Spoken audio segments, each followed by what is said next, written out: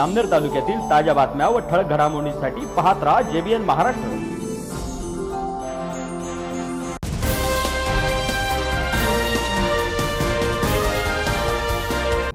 नमस्कार, मी मिनल चौधरी। पाहूया काही ठळक वृत्त।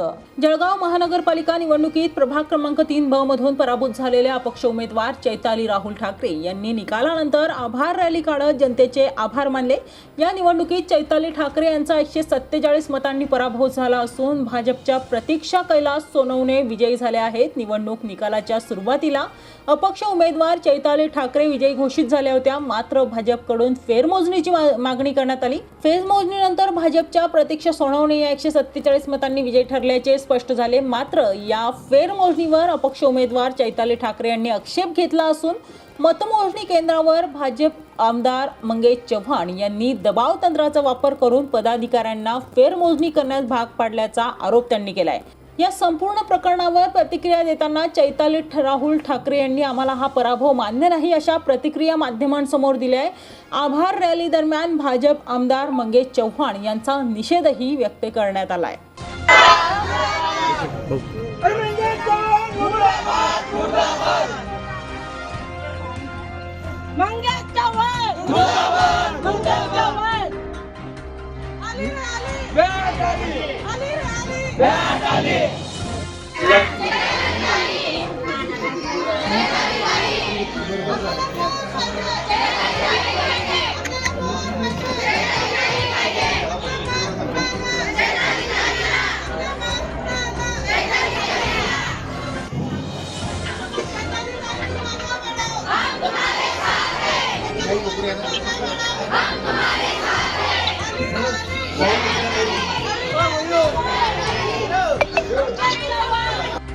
भाई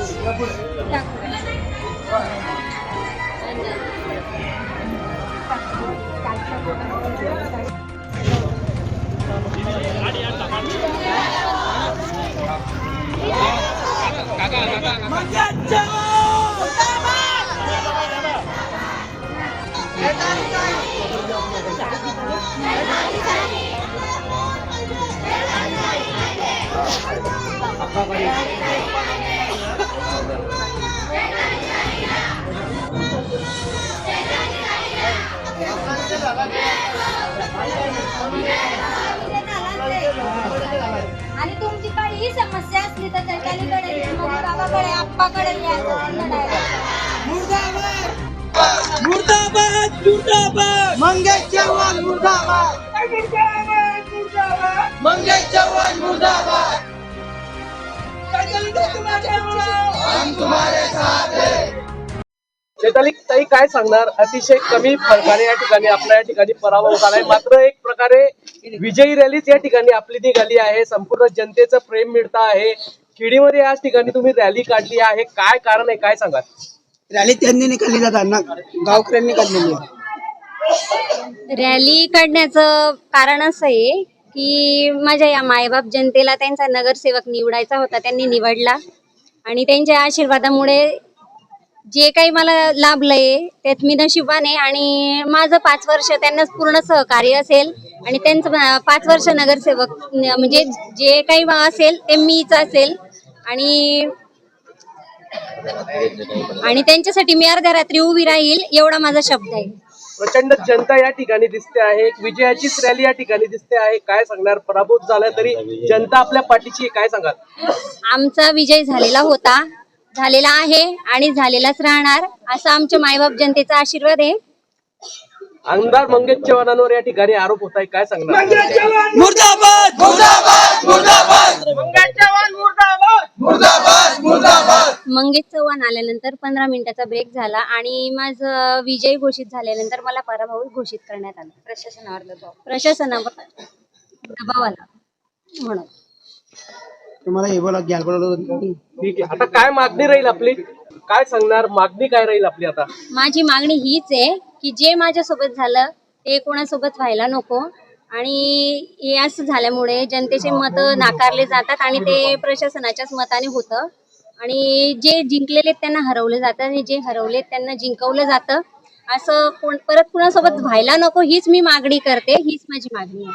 जनतेचं या ठिकाणी प्रेम मिळतं आहे, मोठी जनता आपल्या पाठीमागे आहे. जर विचार केला तर एक विजयाचीच रॅली या ठिकाणी दिसते आपल्या. आमचा विजय झालेलाच आहे, त्यामुळे माझ्या जनतेचं माझ्यावर अपार प्रेम आहे आणि त्यांच्यावरही माझं खूप प्रेम आहे आणि त्यांना मी 5 वर्ष सोडणार नाही. त्यांनी त्यांचा नगरसेवक निवडलेला आपल्या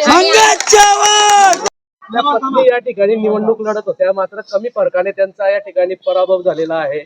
आमदार मंगेश चव्हाणांवर या ठिकाणी आरोप करण्यात येत आहे, काय सांगणार? मंगेश चव्हाण तिथे आले होते आणि त्यांनी 15 मिनिटाचा ब्रेक घेतला प्रशासनाने आणि 15 मिनिटाचा ब्रेक घेतल्यानंतर हा सगळा कार्यक्रम झालेला आहे. आणि लोकप्रतिनिधींनी स्ट्रॉंग रूम मध्ये यायचा काय संबंध?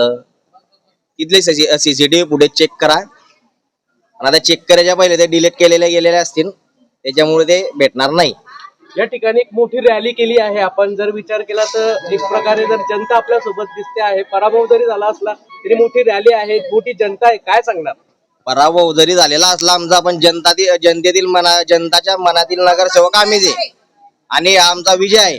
एवढी जनता आमच्या पाठीशी आहे, त्याच्यामुळे आम्ही 5 वर्ष प्रत्येक लोकांची घरोघरी जाऊन काही समस्या असेल तर आम्ही ते सोडवण्याचा प्रयत्न करणार आहे.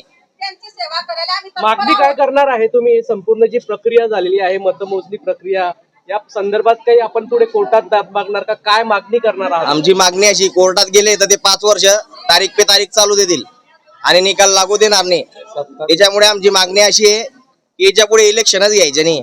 तुम्हाला जे उमेदवार पटतील त्यांना बिनविरोध करून घ्या. लोकांना पक्ष काय ठेवला, अपक्ष पण ऑप्शन ठेवू नका.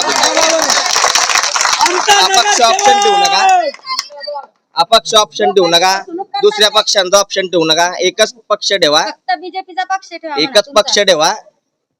तुमचा जो पक्ष आहे तो पक्ष ठेवा आणि त्याच्याच उमेदवार ते जे सांगतील त्यांना निवडून घ्या. कशाला तुम्ही एवढी प्रक्रिया पार करता, लोकांना कशाला परेशान करता? जिंकलेले उमेदवार तुम्ही पराभव करता, पराभूत झालेले उमेदवार जिंकलेले दाखवता. खूप काही प्रभागांच्या याच अडचणी, काल पिंपळण्यामध्ये पण अशाच प्रकारच्या अडचणी या ठिकाणी निर्माण झाल्या होत्या. एक लाठीचार्ज देखील या ठिकाणी जे मतदार त्या ठिकाणी दाद मागण्यासाठी त्यांच्यावर गेले, त्यांच्यावर करण्यात आमच्या सोबत पण सर्व मतदार बंधू भगिनी म्हटले होते की आपण चला मोर्चा काढू, हे करू, पण आम्हाला माहिती होतं की लाठीचार्ज होईल, लोकांना मारलं जाईल, त्याच्यानंतर केसेस होतील. म्हणून आमच्यामुळे जनतेला त्रास नको म्हणून आम्ही त्यांना सांगितलं की आम्ही तुमच्या पाया पडतो, तुम्ही घरी जा, आम्ही उद्या तुम्हाला भेटायला येऊ. आम्हाला माहिती होतं सगळं होणार आहे, सामदाम दंडभेद वापरला जाणार आहे, म्हणून आम्ही तिथून निघून आलो. या बातमी इथेच थांबूया. ताज्या अपडेट्ससाठी www.jbnmaharashtra.com आमच्या वेबसाईटला लॉग इन करा. तसेच यूट्यूबवरील आमचे व्हिडिओ पाहायला विसरू नका आणि गुगल प्ले स्टोअरवरील JBN न्यूज ॲप डाउनलोड करून JBN Maharashtra news channel live पहा. नमस्कार.